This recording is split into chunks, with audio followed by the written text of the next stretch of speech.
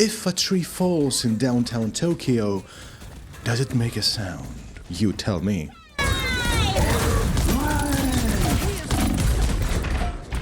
Well, not really with all that crap in the way. Welcome back, you beautiful monsters. Question: how often do you jump into the hype train for a new game? And the inevitable follow-up: do you regret it? Let us discuss a bit about Marvel Rivals, a game that by all intents and purposes shouldn't even be on my radar. Let us take a quick detour past the secret Arctic Hydra base, where I had one of the most epic clashes between the Winter Soldier and Captain America, past the infested downtown Tokyo, fighting a spider villain that was never introduced, unless you count the loading screen, and Wacohog. Welcome to Wacohog.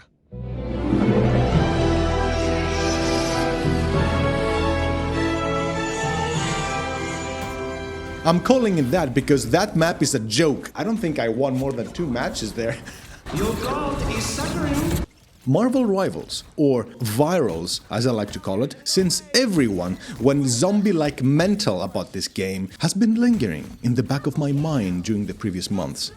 Although I hated with a passion all previous hero shooters, this chaotic, over-the-top, gorgeous-looking specimen of a game drew me in and entranced me like a damn enchantress. Now, full transparency, I need to set the stage. Let me give you my perspective, why I hated hero shooters, which games I enjoyed or thought I enjoyed, and how Virals won me over. Now, some of you from around my neighborhood, you might be looking at me through the screen like, "Τι λένε το παλικάρι, δεν παίζει hero shooters, άσε ρε, άσε ρε." Or, if you are my colleagues in the UK, you might say something like, "Oi there, mate, what did you say? You insult Tracer, you insult the UK." Or if you're across the pond, you might just say, "We don't take kindly to folk who don't play hero shooter games here, friend." Oh cool, this is my first time trying this. Can I actually do a Twisted Fate accent? Never lost a fair game, or played one. Never lost a fair game, or played one. Cool, I just figured this out. Looking good. So I was a Dota 1 player back when it was just a Warcraft 3 custom map created by the mad genius himself, Ice Frog. Bad name for a surprise dessert for your date, but a household name between us nerds. And when I do say household name, I really mean it. We practically lived in internet cafes.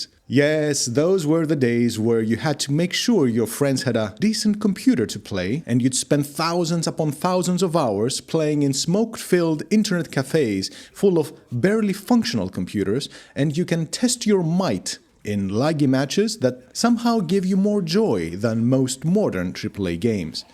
Crossing over to the next phase, I've been a League of Legends player since Season 1. Back when it was just an innocent, unrefined game where you can still grind for fun before it became a toxic wasteland. Or maybe it was and we didn't notice as much.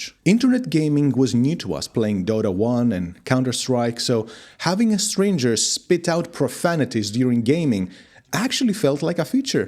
Oh wow, this guy called me an uptight after I got him 3 times in Buster! You old horny Well, no one's gonna top that. Throughout my long gaming journey, I've clocked in thousands of hours in MMORPGs. I've been mesmerized by the story and camaraderie in World of Warcraft, the atmosphere in the old version of the Secret World, the phenomenal voice acting in Star Wars: The Old Republic, Eyes front. Just inspecting the troops, Corporal. the unique charm in WildStar,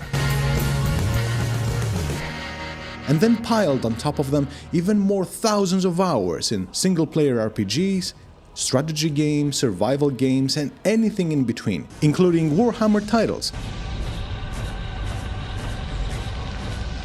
that made holy fervor and fanaticism seem cooler than Ice Frog. Get it? 'Cause he ice! And a ton of Bethesda titles that made Todd smirk even more and have taught me the wonders of accidentally breaking my save file. There is an urban legend around my neighborhood, actually, mainly the fishmonger and the grocery shop, that every time a Bethesda game is bought, COD gets a new idea for a Skyrim repackage. So my gaming life was stable. I knew what I liked, I knew the types of games I didn't like, mainly anything where going around in circles like a lunatic. Like when I go to NASCAR. Go in a circle!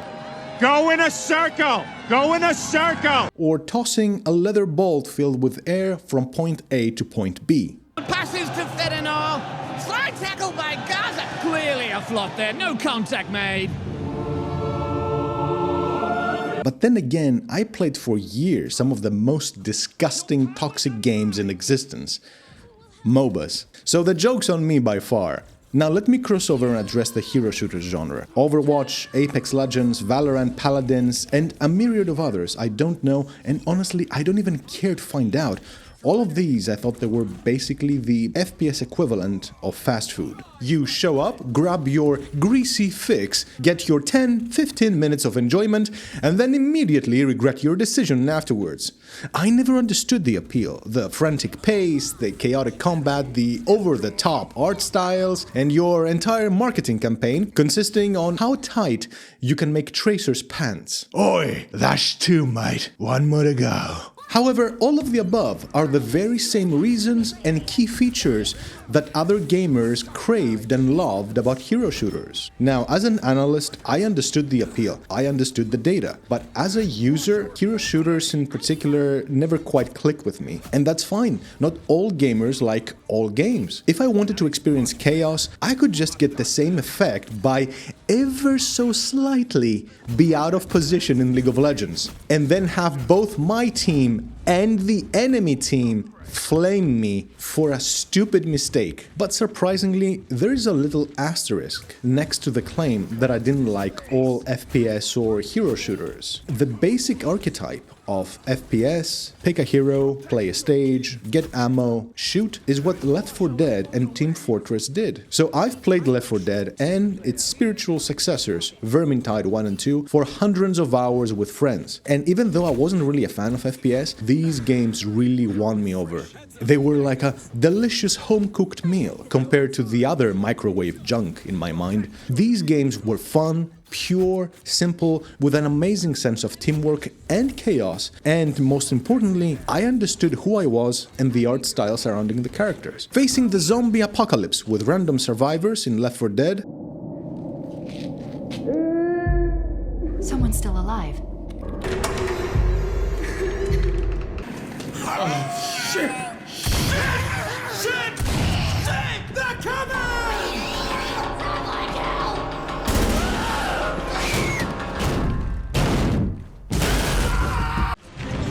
They have a cave troll. yep, an empty husk of humanity. Infested cities, characters that keep pushing onwards. I know exactly what it is, and I love it. Facing the Skaven apocalypse in Vermintide with uniquely skilled heroes from various factions in the lore.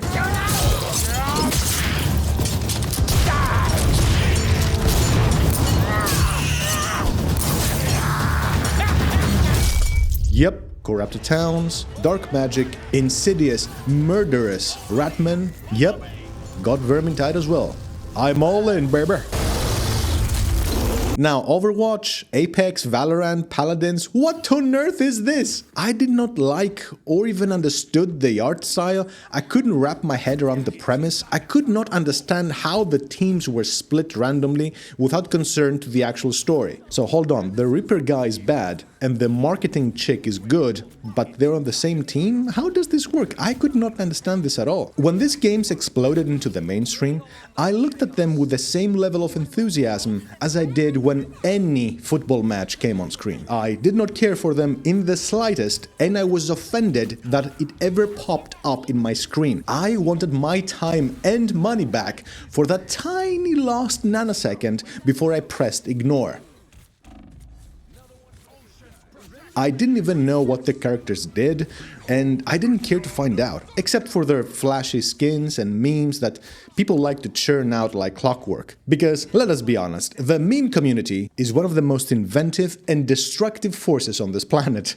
But everything I just listed before was already happening in League of Legends. You could play as Lucian, a gunslinger who's trying to avenge the death of his wife from Thresh, a morbid spirit from the Shadow Isles, and have both Thresh and his wife Senna next to you as allies. In addition, you could also have an Arthas wannabe Lich King, but instead of a set of mighty pauldrons, he has a cute top that showcases his belly button. So is League of Legends not chaotic in fights? It is, although it is objectively a lot cleaner in fights and visually distinct. Do you know what you're fighting for in League of Legends? Nope. Do heroes and villains get mixed together like a badly taken order?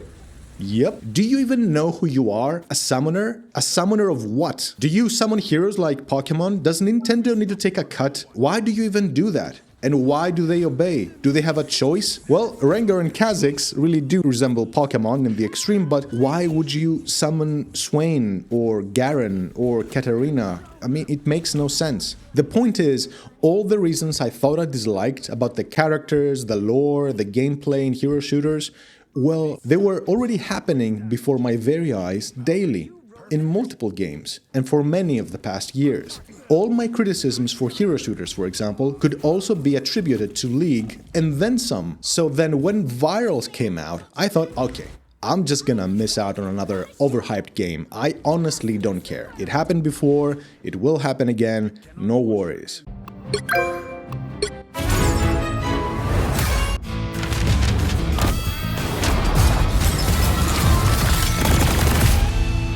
So why then did I buy the season pass within a few days of playing it? MarvelRivals, a game that on paper seemed like any other hero shooter on the market, similar art style, similar combat mechanics, similar objectives, basically the same fast food FPS formula all over again. But somehow it clicked. I was left scratching my head, wondering what the heck has happened.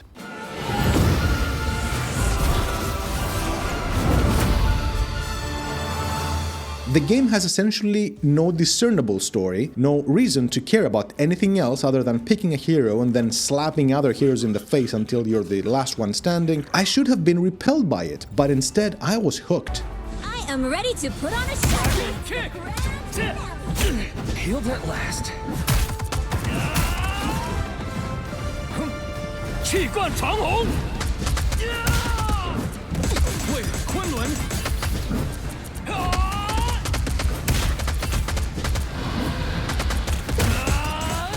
So what was it? Was it Marvel's roster of heroes that lured me in? Well, some of them, sure. After all, who doesn't want to play as Jeff the Shark, Luna wannabe Seraphine? Just the connection itself makes me want to puke. This terrible monstrosity of a cringy copycat? But for me, yeah, I wanted to play as Loki, Cap, Tony, Magneto, and time permitting, the good Dr. Xavier when introduced. But here's the kicker. The Marvel Avengers had the same heroes, front and center, and the most recognizable ones for that matter, with many high-budget movies behind them. And that game felt like a soul-sucking corporate cash grab.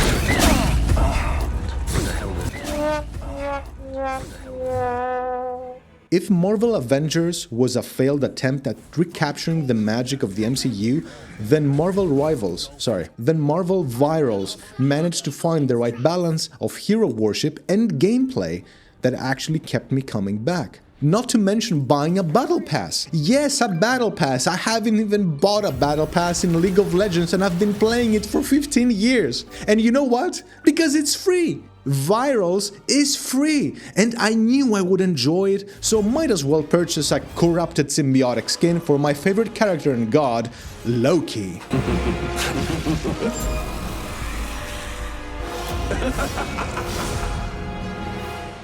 So was it the gameplay itself?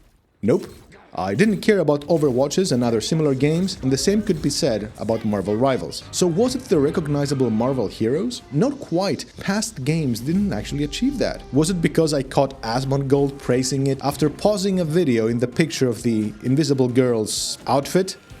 Thus, the answer is simple in its explanation, but highly complex in its actual execution. It is the combination of many multiple aspects. Recognizable roster, pre-existing IP, easy for new players to know which character does what and in what way. You would expect Iron Man to launch a gazillion missiles, which is amazing by the way. It seems like it's out of a freaking movie.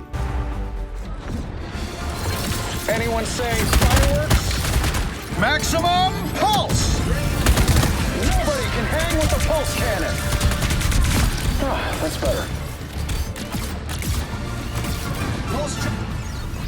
And you would expect Hulk to go melee and smash everything in sight. Great music that definitely matches the vibe, artistic style that is both faithful to the comics and matches the gameplay, exciting, addicting gameplay that is so easy to pick up and play, at least in the lower, non-competitive levels. In short, it's simple, chaotic fun, and that I can appreciate. In true Loki fashion, that flashing thing of the Marvel brand was just a bait, waiting to hook me and other gamers and pull the old switcheroo. The gameplay was intoxicating and satisfying, and then the money came.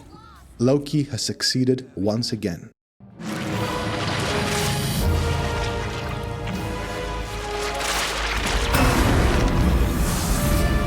Well done, you rightful king of Asgard. And for the second part of my first question, did I regret it? Not at all. MarvelRivals? Well played. Now that the game has increased the developer's net ease on the game charts, I'm gonna end this with a message and cautionary suggestion from Loki himself. You are now burdened with glorious purpose. Now I got you. That's some vintage Spider